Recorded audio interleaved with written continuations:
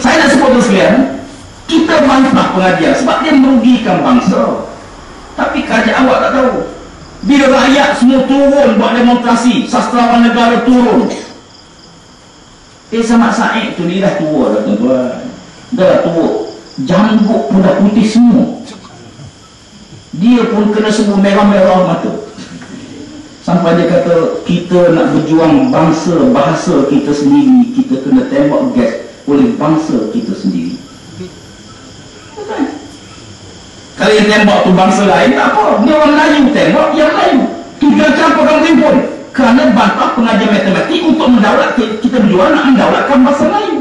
Kita nak pertahan bahasa kita, kita kena tembak oleh bangsa kita. Yang kita bantah bukan mana, tuan-tuan, ini masa depan pelajar.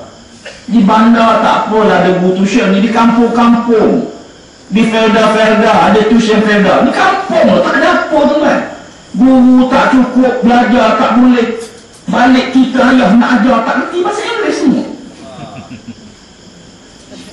Anak bawa balik borang, so bapak isi, bapak tak kerti borang bahasa Inggeris.